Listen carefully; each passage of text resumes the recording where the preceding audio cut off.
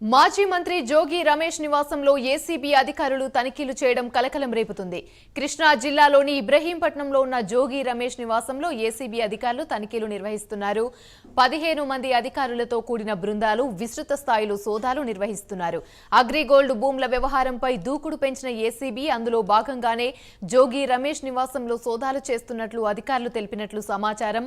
అంబాపురం అగ్రిగోల్డ్ ఆస్తుల భూ కబ్జాలో జరిగిన లావాదేవీలపై ఏసీబీ అధికారులు ఆరా తీస్తున్నారు.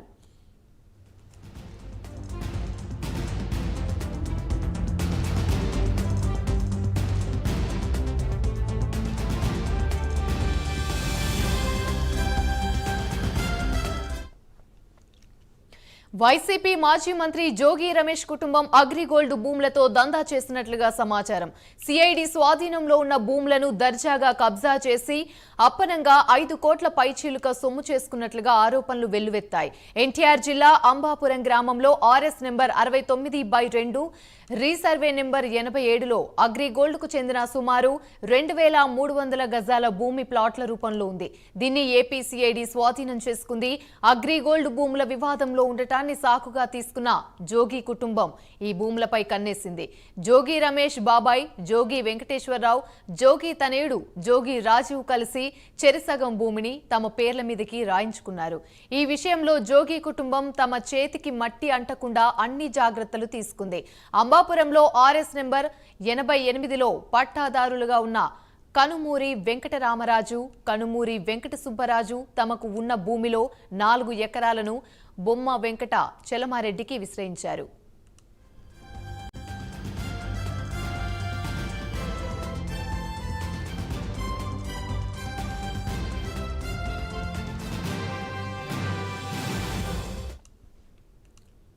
రైట్, ఇక ఇదే అంశానికి సంబంధించి మరిన్ని వివరాలు మా ప్రతినిధి మధు అందిస్తారు. మధు, చెప్పండి. మాజీ మంత్రి జోగి రమేష్ నివాసంలో అయితే ఏసీబీ అధికారులు తనిఖీలు చేయడం కలకలం రేపుతుంది. దీనికి సంబంధించి పూర్తి అప్డేట్స్ ఏంటి? ఎస్సీఎంని ప్రస్తుతం చూసుకుంటే కనుక మాజీ మంత్రి జోగి రమేష్ నివాసం ఇబ్రహీంపట్నంలో కనుక చూసుకుంటే కనుక ఏసీబీ దాడులు నెరవేరుస్తుంది. అయితే కనుక ఈ దాడుల్లో చూసుకుంటే కనుక పలు కీలక పత్రాలు కూడా స్వాధీనం చేస్తున్నట్టు కూడా సమాచారం ఉంది. అయితే కనుక ఇది ఏదైతే అగ్రిగోల్డ్ భూ కబ్జా, ఇది ఏదైతే జోగి రమేష్ భూ కబ్జా ఏదైతే చేస్తాడో ఇప్పుడు ప్రస్తుతం అదే ప్లేస్లో మనం ఇక్కడ ఉన్నాం. చూసుకుంటే కనుక ఈ భూ కబ్జాలో చూసుకుంటే కనుక అంబాపురం అంటే విజయవాడ రూరల్ మండలానికి సంబంధించింది అంబాపురం గ్రామంలో కనుక చూసుకుంటే కనుక 87 సర్వే నెంబర్లో ఉన్న అగ్రిగోల్డ్ భూమిని అంటే సిఐడి స్వాధీనపరుచుకుంది. అయితే కనుక ఈ స్వాధీనపరుచుకున్న భూమిని దర్జాగా కబ్జా చేశాడు జోగి రమేష్ అనే పరిస్థితుల్లో కనిపిస్తున్నాయి. అయితే కానీ చూసుకుంటే ప్రస్తుతం దీంట్లో ముఖ్య పాత్ర వహించింది జలసూత్రం శ్రీనివాస అనే వ్యక్తి మధ్యవర్తి వహించాడనేసి అతని ద్వారానే జోగి రమేష్ ఈ భూ సవరణ తీసుకొచ్చి ఈ భూమిని కబ్జా చేశాడని చెప్పి అదేవిధంగా అతని కుమారుడు రాజీవ్ ఎవరైతే జోగి రాజీవ్ పేరు మీదను కొంత భాగాన్ని, అదేవిధంగా వాళ్ళ బాబాయ్ జోగి వెంకటేశ్వర పేరు మీద కొంత భాగాన్ని అంటే వేరే సర్వే నెంబర్ వేసి రిజిస్ట్రేషన్ చేసి తర్వాత సవరణ పేరుతో తహసీల్దార్ ఆఫీసర్ సవరణ పేరుతో కనుక సవరణ చేయడం జరిగింది. అయితే కనుక ఇందులో కీలకమైన వ్యక్తి ఎవరైతే ఉన్నారంటే దాదాపు చూసుకుంటే కనుక నున్న సబ్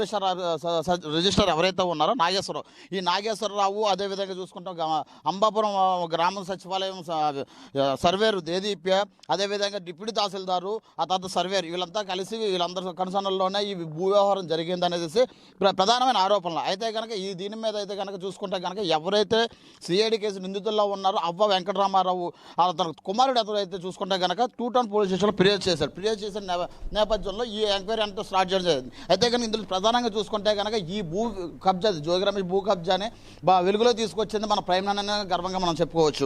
అదేవిధంగా చూసుకుంటే కనుక ఈ భూ విధాలను చూసుకుంటే కనుక సిఐడి మొత్తం విచారణ చేపట్టింది. ఈ విచారణలో చూసుకుంటే గత వారంలో 9 మంది మీద కేసు నమోదు చేయడం జరిగింది. అదేవిధంగా ఎఫ్ఐఆర్ కూడా నమోదు చేశారు. అయితే కనుక మొదట A1 కానీ జోగి రమేష్ని, ఆ తర్వాత జోగి రాజీవ్ని, ఆ తర్వాత జోగి వెంకటేశ్వరని, ఆ తర్వాత అధికారులు కూడా చేర్చడం జరిగింది. అయితే కనుక ఈ భూ విధానంలో చూసుకుంటే కనుక అగ్రిగోల్డ్ సంబంధించి భూమిలో అంటే సిఐడి ఆది స్వాధీనంలో ఉన్న భూమిని అతను ఏ విధంగా అయితే కబ్జా చేస్తాడు అనేది కూడా మొత్తం వివరణ రూపంగానే సిఐడి పొందపరిచిందని చెప్పుకోవచ్చు. దీన్ని బట్టి చూసుకుంటే కనుక దాదాపుగా జోగి రమేష్ ఈరోజు ఇంట్లో మాత్రం ఏసీబీ దాడులు జరుగుతూ ఉన్నాయి.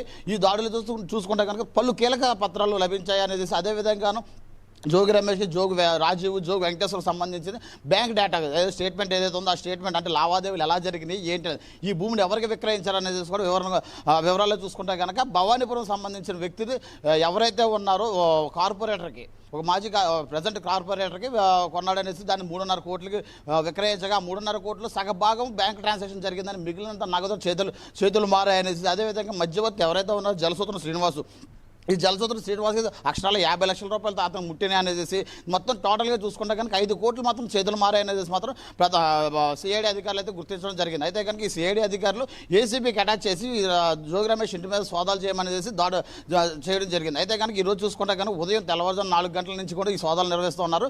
ఈ సోదాలు చూసుకున్న పలు కీలక పత్రాలతో పాటు బ్యాంక్ స్టేట్మెంట్స్ కూడా పరిశీలించారు. ఈ బ్యాంక్ స్టేట్మెంట్లో ఎవరైతే ఇప్పుడు కార్పొరేటర్ ఉన్నారో కార్పొరేటర్ అకౌంట్ నుంచి అలా అంటే కార్పొరేటర్ వాళ్ళ అమ్మ అకౌంట్ నుంచి కొంత భాగం తర్వాత ఇతని అకౌంట్ నుంచి కొంత భాగం కూడా నగదు బదిలీ అయినట్టు కూడా స్పష్టంగా కనిపిస్తూ ఉందని చెప్పుకోవచ్చు. అయితే కనుక ఇది పరిస్థితులు చూసుకుంటే కనుక జోగి రమేష్ అంటే గడిచిన మాజీ మంత్రిగా ఉన్న కాలంలో చూసుకుంటే కనుక దాదాపుగా చూసుకుంటే 250 కోట్ల పైన భూ కబ్జాలు చేశాడనేసి ప్రధానమైన ఆరోపణలు వస్తుంది. అంటే ఇక్కడనే కాకుండా పెడంలో ఏదైతే అతను కాన్సెన్స్ ఏదైతే ఉందో పెడంలో కూడాను చెరువులు రెవెన్యూ ల్యాండ్ అదేవిధంగా దేవాదాయ శాఖ భూములు కూడా కబ్జా చేశాడనేసి ప్రధానమైన ఆరోపణలు ఉంది. అయితే కనుక దీని అంతటి మీద కూడా అధికారులు విచారణ చేపడడం జరుగుతుందో కనుక తొందరలోనే జోగి రమేష్ అరెస్ట్ చేసే పరిస్థితులు కనిపిస్తున్నాయని చెప్పుకోవచ్చు. ఆమెని అయితే కనుక ఇక్కడ చూసుకుంటే కనుక రాజీవ్ జోగి వెంకటేశ్వరరావు ఎవరైతే ఇద్దరు ఉన్నారో వాళ్ళిద్దరు పరిస్థితులు కూడా వాళ్ళని కూడా అదుపులో తీసుకున్న పరిస్థితులు కనిపిస్తున్నాయని చెప్పుకోవచ్చు. ఆమెని రైట్, థ్యాంక్ యూ.